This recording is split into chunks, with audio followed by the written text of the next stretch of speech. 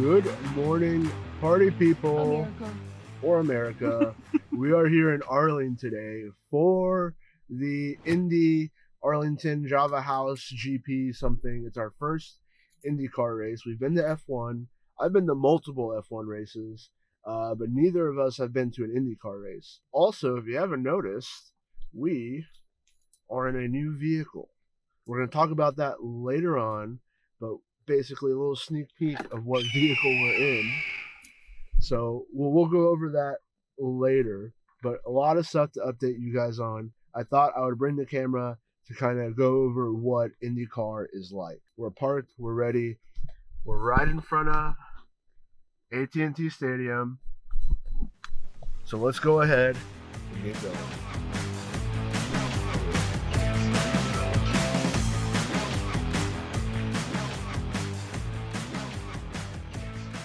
This weekend, INDYCAR is breaking new ground in DFW. Welcome to the inaugural Java House Grand Prix of Arlington, the first INDYCAR race ever held in the streets of our very own Arlington, Texas.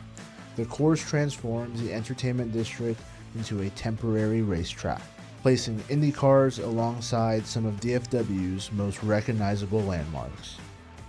For local motorsports fans, this is more than just another stop on the calendar. It's the beginning of a brand new racing tradition. And for us, it's also our first chance to experience INDYCAR in person.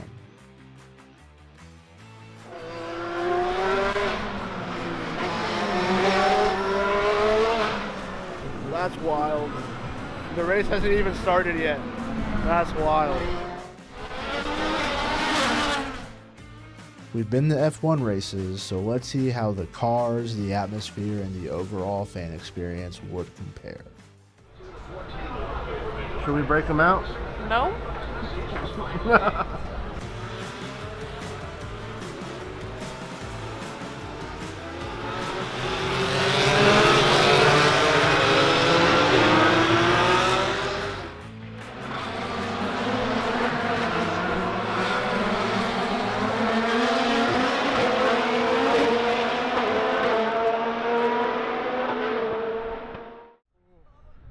That was a lot. Really cool race. First of all, you have to be way closer than you do for F1, and it's way louder because you're so close. Didn't get to do as much vlogging because it was loud, it was windy, but I did get a lot of clips, so hopefully you guys enjoyed that. But now we get to go and enjoy T-Pain. T-Pizzle. Yep. So we endured our pain, so now we gotta go see T-Pain. So overall, cool. It's nice being here by the stadium, but I'm sure I'll be back another year. Maybe one day, you never know. We'll be back actually racing the circuit. I think that'd be a pretty cool goal, but we can dream. So let's go enjoy some music. All right, so change of plans. They canceled T-Pain because it was too windy. So we ended up coming over to my mom's to show her the new truck that we are driving right now. And look who's driving. That's right. We got a 2018 Ram 1500 Rebel. It's got the 5.7 Hemi with the 3.92 axle ratio specifically for towing. So this is going to be Care's daily driver and also my weekend tow rig for the track. It's a really great vehicle. Now, I specifically wasn't planning on getting a Ram. I was more leaning towards a Tundra or an F-150, but Care did her research and then I followed up on that research and ended up being a really good truck, and they were very budget friendly. So we ended up pulling the trigger on this one, and it's been doing us good so far. So make sure you guys follow along because we're going to obviously do some tasteful modifications to it, and then prepare it for towing and all that good stuff. But hopefully you guys enjoy today's short quick vlog. You know, just another one. So make sure you guys stay in tune, and then we'll end it with some cool shots of the truck.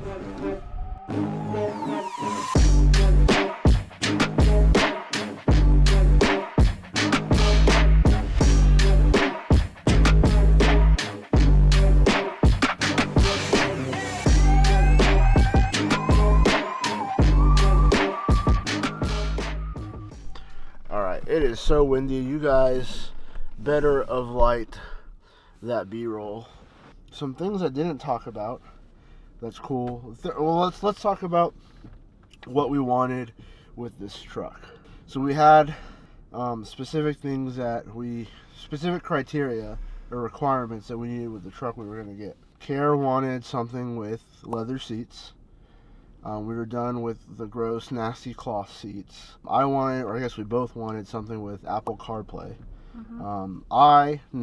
Experiencing Apple CarPlay, don't want to go back to a car without one.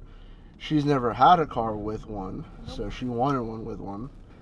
Next thing, I needed it to be tow capable. So basically, it had to be a V8 with specific transmission or gearing, transfer case, all that stuff that was good enough to tow my BRZ on a trailer, because that was the whole point of getting a truck. So that was one for me. It had to be relatively new, and it had to last us at least 150,000 miles, whether it was 150 plus whatever we bought it at, or, you know, just basically wherever it was at, had to at least last us 150,000 more miles for it to be worth it for me to spend the money that I wanted to spend on the truck. So when doing our research, most Dodges actually weren't reliable enough to meet that criteria, except for a specific window of Ram 1500s, specifically the older 4th generations. Those had the most history and had proven to be most reliable, specifically the 5.7 Hemi.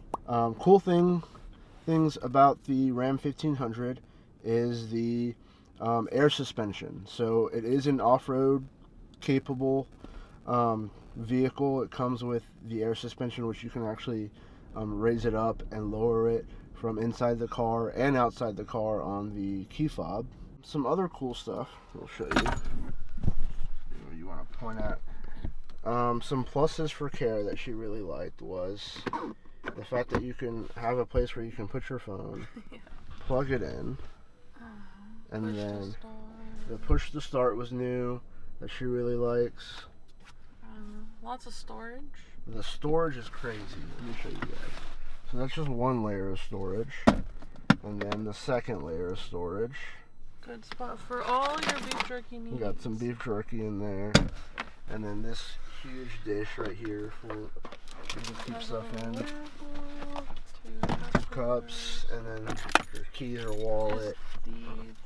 We got a little garage for the Rebel right here to keep it in there, and then some space here. Huge open dash where we can put the camera wherever vlogging. Go in the back and lift the seats up. Yeah, let's look at the back. It's windy, so bear with us. It's got a cool subwoofer factory in here. It came with all the mats and everything, you know, a little jack and tools for the car.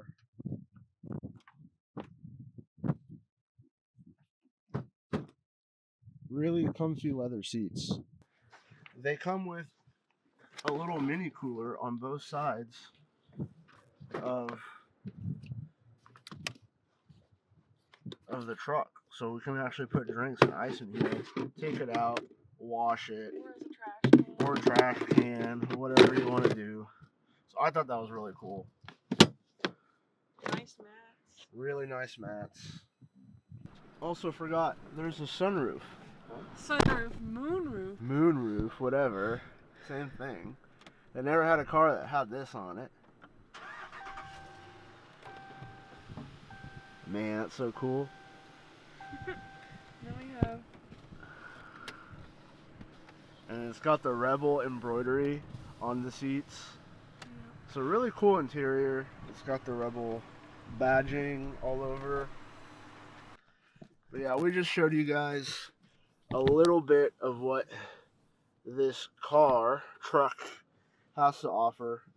I'm excited to have this truck. Look, I don't have to hold the camera to vlog.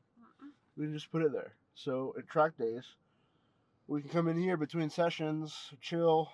I can get my laptop, plug it in, look at footage, look at data, edit some videos when we're traveling. This is exciting. I'm excited to have this truck. It's one of the nicest vehicles I've ever owned.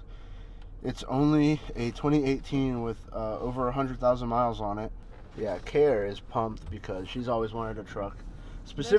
She's specifically always wanted a Ram, a Dodge Ram truck. We got to kill two birds with one stone. I wanted a tow rig that lasted me for the track, and now she gets to drive this. I'm going to drive the Civic as a daily now, her Civic, and I won't have to worry about driving the BRZ daily anymore. It's getting to a point where it's so stiff and it's not the most comfortable to daily drive to and from work and running errands and all that stuff. It's not as practical as the Civic. I'll save a little bit on gas, and so that way I can only worry about driving the BRZ on track and using it for what I originally bought it for. We're going to take really good care of this truck because it's going to be her baby, and I want to make sure it lasts as long as possible. And I already know she's going to do everything that she can to make sure it lasts as long as possible because she wants it as long as possible because it's her dream truck. So, yep. You know. Unfortunate end to our INDYCAR track day. You know, we were going to go watch T-Pain, but we didn't. But we're worried about him flying over. Yeah. But in comparison to F1, I really liked INDYCAR. Two completely different motorsports that are also very similar. We went to Formula One Austin last year. 2 years ago. 2 years ago, sorry. I've been like every year except for last year. So I know what F1 to expect when I go to an F1 race. This was my first INDYCAR race. Main difference, I feel like, was the environment and how close you can get to the cars and how accessible everything is. We got super close. It was so loud because of how close we were. Like you guys probably saw in the footage earlier, there wasn't as many people as there would be at an F1 race, obviously. But it was kind of nice because it wasn't super crowded. You didn't have to wait in line for a crazy amount of time if you wanted something. Like if we had to go use the restroom or get a drink, it wasn't more than 10 minutes, which at an F1 race, you could be waiting half an hour just to get through the line, and then another half an hour to wait for your food or your drink. It was cool. I would definitely go to one again. Also, it's not as expensive. The tickets for both of us was less than half the price of a Formula One ticket. That alone, I felt like also made it worth it. I don't keep up with INDYCAR, so I felt like I would have enjoyed the race a lot more if I knew more of the drivers, more of the teams, stuff like that. I only knew one driver, and he was the only one I was rooting for. My Mexicano Pato Award. We did see some cool cars on display.